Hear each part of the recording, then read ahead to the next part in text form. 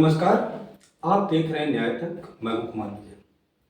आज हमारे साथ एक ऐसे संत हैं जिन्होंने लोक के नायक कबीर को आज के समय में बचाने का बड़ा काम किया है। कबीर परंपरा के 24वें महंत के रूप में जाने जाने वाले साहिब विवेक दास जी का हम बहुत बहुत स्वागत करते हैं। बहुत भी आपको। तो आज हम महंत जी से कबीर को भी जानने का प्रयास करेंगे, और कबीर को ही जानने का प्रयास नहीं करेंगे बल्कि महंत जी आज उसी तरह के तमाम हमलों से जूझ रहे हैं जैसे कबीर पर हमले हुए थे। महंत जी समाज को भी बचाने का काम कर रहे हैं, कबीरदास जी के विचारों को भी बचाने का काम कर रहे हैं और उस परंपरा को आगे बढ़ाने का काम कर रहे हैं।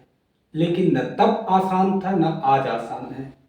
आज उन पर तमाम हमले हो रहे हैं, वैचारिक तौर पर उन पर तमाम आरोप लगाए जा रहे हैं, कभी जमीन घोटाले का, कभी किसी और तरह का तमाम प्रकरण है। तो फिलहाल सबसे पहले हम कबीर की परंपरा को आगे बढ़ाने वाले संत का स्वागत करते हुए उनसे कबीर को संक्षेप में जानना चाहेंगे, फिर उन तमाम हमलों पर भी बात करेंगे। तो महाराज जी, आज आप कबीर साहब की प्रासंगिकता कैसे देख पा रहे हैं? जहाँ से बैठ के हम बात कर रहे हैं आज इस पीठ पर मैं हूँ जी, ये कबीर साहब का मूल गादी है, इसको कबीर चौरा मठ कहते हैं, मूल गादी कहते हैं। और ये कबीर पंथ का मुख्यालय भी है और कबीर पंथ परंपरा का जो एक घर भी है। यहीं से कबीर साहब ने आज से मध्यकाल 600 साल पहले भक्ति आंदोलन चलाया था। भक्ति आंदोलन एक ऐसा आंदोलन है कि पूरी दुनिया में इतना बड़ा आंदोलन नहीं हुआ जहाँ 300-400 संत कबीर साहब के विचारों से जुड़कर, कबीर साहब की परंपरा से जुड़ करके जन जन में काम करने वाले। इसलिए मैं कहता हूँ कि ये कबीर भक्ति आंदोलन है, ऐसा आंदोलन दुनिया में कहीं कभी नहीं हुआ, इतना बड़ा आंदोलन नहीं हुआ।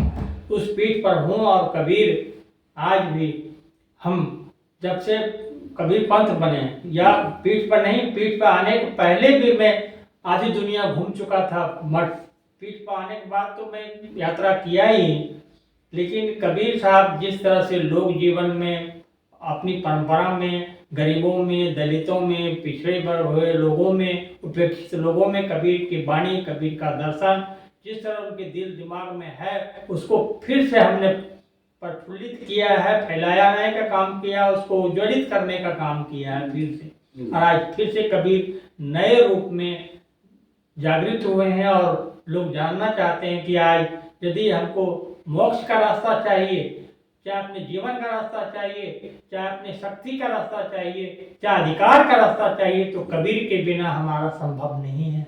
इसलिए कबीर साहब को हम दुनिया के लोग सम्मान देते हैं और उन सम्मान के साथ मुझे भी सम्मानित करते हैं कि एक आदमी जो कबीर की परंपरा को, कबीर के इतिहास को बचाने का और फैलाने का काम कर रहे हैं। अभी आपने भक्ति काल की बात की, जो भक्ति काल का आंदोलन पूरा का पूरा रहा, उसमें एक तरफ कबीरदास जी का आंदोलन रहा जिसमें ये निर्गुण रहे, सब मानवतावाद के दृष्टिकोण से सबको बराबरी का सम्मान देते हुए बात की। दूसरी तरफ उसी समय एक आंदोलन विकसित हुआ जो मनवादी जो व्यवस्था रही उसको लेकर के, जहाँ जो वर्ण के हिसाब से श्रेष्ठता का बोध कराया गया और बाकी तमाम शूद्रों को बहुत नीचा दिखाया गया। तो एक ही साथ दोनों चले, तो दोनों में कैसे अंतर आप देख पाते हैं? अंतर ये है कि जैसे कबीर साहब और हमारे भारतीय परंपरा जिस ओर इंगित कर रहे हैं आप, ये सगुनी परंपरा है, लेकिन कबीर औपनिषदिक परंपरा, वैदिक परंपरा को स्वीकार किया है, भले ही उस पर नहीं माना। तो कबीर साहब ने, जैसे लोग कहते हैं कबीर वेद के परंपरा के विरोधी थे, वेद की परंपरा विरोधी नहीं, वो वेद को पढ़ने वाला का, वेद पढ़ने पर भेद नहीं जानते। वेद पढ़ के यदि वेद में जो बातें कही गई है उसको आप नहीं चलते हैं, उसको नहीं स्वीकार करते हैं, तो इसलिए वेद पढ़ने से कोई मतलब नहीं। उपनिषद पढ़ने, आधी वाणी कबीर साहब की उपनिषदिक परंपरा में है। यदि आप कबीर की वाणी पढ़ेंगे या उपनिषद पढ़ेंगे तो आप तुलना करेंगे तो कहीं न कहीं उपनिषद के श्लोक, उपनिषद के दोहे, उपनिषद की सुक्तियां आपको कबीर के दोहे में शामिल थी। लाली मेरे लाल की जिद देखो लाल, ये है आत्मा के लिए कहा, लेकिन इस तरह के पद को उपनिषद में यथावत आपको मिल जाएगा। तो दूसरी ये, लेकिन कबीर साहब ने कहा कि पंडित मुल्ला जो लिख देना छाड़ चले हम कुछ नहीं लेना। जी। पंडित मुल्ला जो, ये सब पंडित मुल्लाओं का रचना है, जी। लिखा हुआ है, कहा कि हम उसे नहीं तो किससे लिया, हम लोग जीवन। तो भारतीय समाज का जो ज्यादा वर्ग, बड़ा वर्ग है वो लोक जीवन में है। जी। तो कहा लोक जीवन से ही ज्यादा आधार लिया और लोक जीवन को हम स्वीकार करते हैं। लोक जीवन में क्या है, जिसे परमात्मा को बताने के लिए कबीर ने लोक जीवन का आधार लिया, शास्त्रीय परंपरा का आधार नहीं लिया है। जैसे कहा, जैसे मेहंदी में लाली छिपी है, मेहंदी हरा पत्ता है लेकिन उसमें लाली छिपा है, दिखता नहीं। उसी तरह से हमारे अंदर जो परमात्मा है घट में बसा हुआ है वो लाली की तरह है। जैसे पत्थर में अग्नि है वो दिखता नहीं है, वो ठोकर मारने से प्रज्वलित होता है। उसी तरह से लकड़ी में अग्नि है, यदि उसको घिसते हैं तो अग्नि पर। ये लोक जीवन में, इस लोक जीवन से हमारे भारतीय समाज जो उपेक्षित, दलित, पिछड़े हुए थे, लोग जीवन जी रहे थे, किसानी कर रहे थे, मजदूरी कर रहे थे, मेहनत कर रहे थे, इनको शास्त्रीय परंपरा समझाने से भी नहीं समझ सकते थे। लेकिन उन्होंने उन्हीं के काम से, उन्हीं के मेहनत से, उन्हीं के प्रयोग से बताने का, उसकी परमात्मा उनके अंदर है, उनके बीच है, उनके घट में है, उसको लोक जीवन से बताने का काम किया। ये कबीर का बड़ा दर्शन है, बड़ी परंपरा है, बड़ा इतिहास है। तो यहाँ महंत जी ने बहुत महत्वपूर्ण बात कही कि वो प्रतिकार नहीं करते, बल्कि जो उसका व्यापारिक टीकाएं आई उपनिषद की या उसको बाजार के तहत कन्वर्ट किया गया, उसका प्रतिकार करते हैं और मूल को स्वीकार करते हुए लोगों से ये कहते हैं कि लोग नाम जानते हैं, भेद नहीं जानते, उसके मर्म को नहीं जानते। तो उस मर्म तक लोक के माध्यम से कबीरदास जी लेके जाना चाहते हैं। तो विवेक दास जी से हम जानना चाहेंगे कि मान जी हमें बताएं, हमारे दर्शकों को बताएं कि आज के समाज में किस तरीके से कबीर को स्वीकार किया जा रहा है। क्या सिर्फ दलित पिछड़े समाज स्वीकार कर रहे हैं या अगड़ा समाज भी कबीर को स्वीकार कर रहा है? नहीं, कबीर का इतना बड़ा सम्मान है, कबीर इतने बड़े संत हैं, पूरी संत परंपरा में जो भारतीय समाज है, उच्च वर्ग के लोग भी हैं, जानते हैं कि यदि कबीर नहीं होते तो जिसको हम भारतीय समाज कहते हैं, भारतीय इतिहास परंपरा में हिंदू धर्म कहते हैं, वो नहीं बचता। इन संतों के कारण ही हमारी भारतीय परंपरा आज सम्मानित है, पूजित है और दुनिया में फैला हुआ है। तो इसलिए कबीर का सम्मान तो है, चाहे उच्च वर्ग के लोग हो चाहे दलित, तो अपना जीवन का आधार मानते ही मानते हैं। लेकिन बड़े लोग, जो शास्त्रीय लोग हैं, जो वेद पुराण उपनिषद को जानते हैं, पढ़ते हैं और कबीर को पढ़ते हैं, जानते हैं कि कबीर वही बात करते हैं जो हमारे भारतीय दर्शन के लोगों ने स्वीकार किया और मानते हैं कि कबीर यदि नहीं होते, भारतीय दर्शन नहीं होता, संत परंपरा नहीं होते, तो कबीर को और हम भारतीय समाज को इतना व्यापक, इतना समृद्ध नहीं मान सकते थे, नहीं बना सकते थे। जी। अच्छा, कबीर का निर्गुण और जो भक्ति काल का सगुण है उसका क्या भेद है?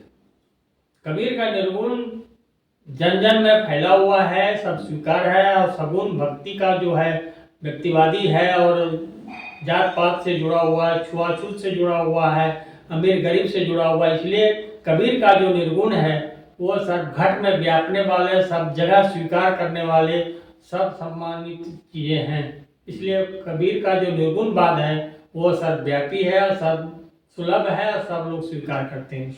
अच्छा, हमने देखा कि जिस तरीके से कबीरदास जी पर तमाम हमले उस समय हुआ करते थे, उसी तरह के तमाम हमले आज आप पर भी हो रहे हैं। ये हमले किस तरह के हो रहे हैं? हमले इसलिए हो रहे हैं कि मैं जिस तरह कबीर सच की बात कहते थे, मैं भी उसी परंपरा का संत हूँ, उसी को जीता हूँ, उनके आदर्शों पर चलता हूँ। तो लोगों को लगता है कि यदि कबीर पर उस समय हमले हुए शासन और प्रशासन की तरफ से, सत्ता की तरफ से, तो आज भी हम उनके जीवन को, उनकी परंपरा को चला रहे हैं, परंपरा को बढ़ा रहे हैं, तो हमारे ऊपर भी हमला होना स्वाभाविक है, कोई बात नहीं होती है। तो मैं ताकतवर हूँ, ताकतवर इसलिए हूँ कि मैं कबीर के आदर्शों पर चलता हूँ, कबीर को जीता हूँ। कबीर जब अपने बड़े बड़े राजाओं से नहीं डरे, सिकंदर लोदी से नहीं डरे, फिर हम क्यों किसी मोदी या दुनिया की सरकार से डरने वाले आदमी नहीं है। अच्छा, अभी यही चंदौली के सांसद बीरेंद्र सिंह ने आप पर आरोप लगाया है कि आप मठ की जमीन बेच रहे हैं।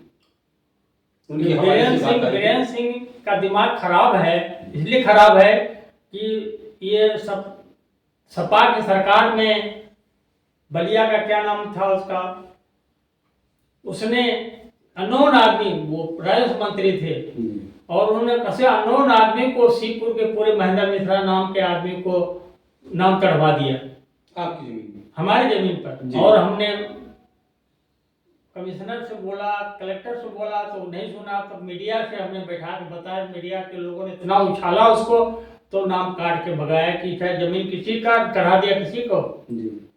तो ये बीरेंद्र सिंह के ये आदमी थे ना, मंत्री थे, राजस्व मंत्री सपा सरकार में। तो क्या बीरेंद्र सिंह की कोशिश है आपकी जमीन पर कब्जा करने की? मुझे तो लगता है ऐसा है, कुछ दृष्टि, कुछ बनाना चाहते हैं, होटल बनाना चाहते हैं। उस समय भी था, दृष्टि तो है कबीर मठ के जमीनों पर। तभी ने तो जो लोग खिलाफ कर रहे हैं, जो बेच रहे हैं, उनके खिलाफ नहीं, विवेक दास के खिलाफ तो आप बोल रहे हैं कि कौड़ी के भाव मठ की जमीन बेच रहे हैं।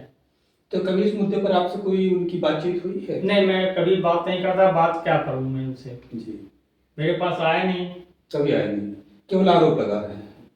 आरोप इसलिए लगाए वो लालची लोग हैं, वो लोग को ध्यान है कि कबीर मठ की संपत्ति को लिया जाए, हड़पा जाए, कब्जा किया जाए, कुछ बनाया जाए जी। मेरा आरोप ये सच है, जिसने सुना जी। तो वो एक तरफ महंत जी पर आरोप लगाया जा रहा है कि मठ की जमीन बेचने का काम कर रहे हैं, कौड़ियों के दाम बेचने का काम कर रहे हैं। लेकिन आज जब हम महंत जी से बातचीत कर रहे हैं तो महंत जी का सीधा आरोप है कि तमाम लोगों की दृष्टियां उनकी जमीन पर लगी हुई है, जिसको कब्जा करने की कोशिश कर रहे हैं, लेकिन उसमें सफल ना होने पर उन पर झूठे आरोप लगाए जा रहे हैं। यही आप कहना चाहते हैं? जी जी। तो अभी नहीं, उनको जानकारी नहीं है, उनको जानकारी करना चाहिए। यदि वो लिखते हैं, कहते हैं, सरकार को लिखते हैं, तो एक बार आपसे मिलना चाहिए कि महंत जी आप कैसे जमीन बेच रहे हैं, क्यों बेच रहे हैं। वो तो कभी आइटम मिला नहीं। वो तो कह रहे हैं संसद में इस मुद्दे को उठाएंगे और आपसे वो हरजान उठाने की क्या बात है जी। वो अपनी बात कहे ना, जो उनके मंत्री ने जमीन हमारा हड़प लिया था जी। कौन मंत्री था जो बलिया का थे? अंबिका चौधरी जी। उसने जब हमारे सीपुर में अननोन आदमी महेंद्र मिश्रा का नाम चढ़वा कर कब्जा होटल बनाने जा रहे थे और महल बनाने जा रहे थे, उसमें जब हमने शासन से बात की, शासन के लोग नहीं सुना, तो मीडिया ने जब उछाला तो नाम कटवाया और भगा, छोड़ के भाग के। उसी का आदमी ने है ये चंदौली के सांसद जी। और उस समय जब अंबिका चौधरी हमारी जमीन को हड़प रहे थे, किसी अननोन आदमी के नाम चढ़वा रहे थे, तो कहाँ सोए थे वो बीरेंद्र सिंह जी? अच्छा, आपके पास ये तमाम जमीनें हैं, आपके कहा जाता है कि काशी नरेश के बाद सबसे ज्यादा जमीनें आपके पास है, आपके मठ के पास है। तो इन जमीनों का आप उपयोग क्या कर रहे हैं? क्या इस पर मैं जब बना हूँ तो सीपुर में दुनिया के सबसे बड़ा हॉस्पिटल के लिए परियोजना तैयार की है। बीच में हमको फंसा के जेल भेज दिया, काम रुक गया।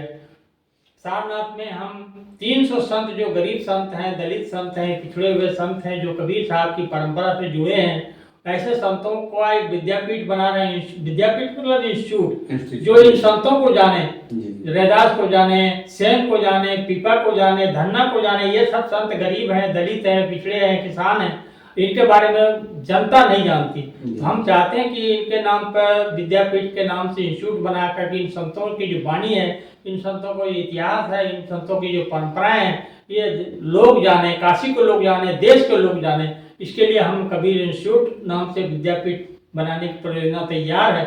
हम काम शुरू करने जा रहे थे, इसी बीच में मुझे फंसा कर अंदर भेज दिया, तो मैं टूट भी गया। टूटा नहीं है, लेकिन मैं आपको फिर शुरू करने जा रहे हैं। किन प्रकरणों में आप पर आरोप लगाए गए जिनमें आप जेल गए? क्या था पूरा प्रकरण? कुछ नहीं, आरोप ये था कि उनका जमीन, क्योंकि मैं तो मीडिया की तरफ से, शासन की तरफ से और बनारस की जनता की तरफ से बहुत ताकतवर आदमी हूँ, अपने मन से भी ताकत हूँ, कबीर को जीता हूँ, कबीर का व्यवसाय चलता हूँ। तो कबीर जब किसी समय अपने समय में नहीं डरे तो हम क्यों डरेंगे? इसलिए हमारी जमीन को कब्जा करने, सारनाथ की जमीन को भी बहुत कीमती जमीन है, बहुत अमूल्य जमीन है, इसको कब्जा करने के लिए सारनाथ की जमीन पर ही किसी महिला को पैसा देकर खड़ा कर दिया। कोई हरिजन महिला थी कि वे छेड़ा। मैं 70 साल 80 आदमी क्या महिला को छेड़ूंगा? कभी देखा भी नहीं, कहीं जानता भी नहीं क्या था। और उसने आरोप लगाया और वो केस चला, और यहाँ कोर्ट ने पैसा ले करके हम मुझे अंदर भेज दिया। इस तरीके के बाबा पर हमले हो रहे हैं, कहीं जमीन पर बेचने का आरोप लगाया जा रहा है, तो कहीं यौन उत्पीड़न का आरोप लगाया जा रहा है। फिलहाल अभी तक कोई भी अपराध उन पर साबित नहीं हुआ है। और बाबा जी का जैसा कहना है या इनके तमाम अनुयायियों का मानना है कि इसमें कुछ भी साबित होने वाला नहीं है। तो बाबा जी, मतलब ये आरोप तो आप पर लग रहा है कि आप जमीन बेचने का काम कर रहे हैं, लेकिन आप जैसा मानते हैं और कहते रहे कि आप जमीन बढ़ाने का, लगातार मठ का वैभव का बढ़ाने का काम किया, तो जब से आपने गद्दी संभाली संभवतः 1999 से, तो 1999 से आपने समृद्धि कितना किया है? बहुत ज्यादा किया है। शायद हमारी परंपरा इतनी समृद्ध करने वाला कोई संत या महंत नहीं हुआ। हमने दिल्ली में इतना भव्य और इतना कीमती जमीन मकान बनाया है, कभी इस मठ के नाम, अपने नाम से नहीं बनाया। मैं अपने नाम से कहीं बनाता ही नहीं। टीनडांड में गया, वहाँ 5 एकड़ में बहुत बड़ा कवि चौरा मठ की संस्था बनी है, और सूरीनाम में बहुत बड़ी बनी है। यह पटना में हमने करीब 4-5 एकड़ जमीन, जो अरबों की जमीन है, उसको हमने मठ को जोड़ा है। अभी कन्हैया में कबीर विद्यापीठ के नाम से एक संस्था बनाने के लिए 200 बीघा जमीन आवंटन करने के लिए सिरे पर है। आवंटन हो गया, दुनिया का सबसे बड़ा केंद्र होगा वहाँ। इस तरह से हमने देश दुनिया में कबीर मठ को बहुत समृद्ध और बहुत मजबूत किया है।